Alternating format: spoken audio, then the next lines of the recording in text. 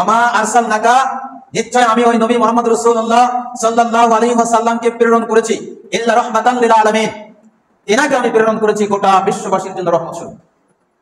ওমা আরসালনাকা ইল্লা রাহমাতাল লিল আলামিন, আমি ওই নবী মুহাম্মদ রাসূলুল্লাহ সাল্লাল্লাহু আলাইহি ওয়াসাল্লামকে পৃথিবীর মানুষের জন্য রহমত স্বরূপ প্রেরণ করেছি। কিভাবে? যদি ওই নবী মুহাম্মদ রাসূলুল্লাহ সাল্লাল্লাহু আলাইহি ওয়াসাল্লামের সার্বিক পদক্ষেপ আমরা আমাদের জীবনে যদি বাস্তবায়ন করে, তাহলে সেইটা হবে আপনার আমার জন্য রহমত, আপনার আমার সামাজিক রহমত, রাষ্ট্রীয়ভাবে রহমত। আর যদি না করি, তাহলে রহমতের বিপরীত যেটা হয়, এই আয়াত থেকে প্রমাণ করে সেটা হবে। যদি রাসূলের আদর্শ তোমরা যদি তোমাদের জীবনে পারিবারিক রাষ্ট্রীয়ভাবে বাস্তবায়ন করো, তাহলে আল্লাহর নবীর আদর্শ যখন বাস্তবায়িত হবে, তখন সেইটা হবে তোমাদের জন্য রহমত স্বরূপ। আল্লাহ রাব্বুল আলামিনের পক্ষ থেকে বরকত রহমত দিয়ে পরিপূর্ণ করবেন। আর যদি এর ব্যতিক্রম কিছু করা হয়, তাহলে এই রহমতের বিপরীত যেটা ঘটে সেইটা চলে আসবে।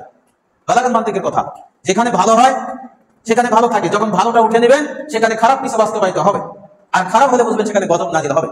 আল্লাহ রাব্বুল আলামিন বলছেন, ওমা আরসালনাকা ইল্লা রাহমাতাল লিল আলামিন, আমি নবী মুহাম্মদ রাসূলুল্লাহ সাল্লাল্লাহু আলাইহি ওয়াসাল্লামকে বিশ্ববাসীর জন্য রহমত স্বরূপ প্রেরণ করেছি।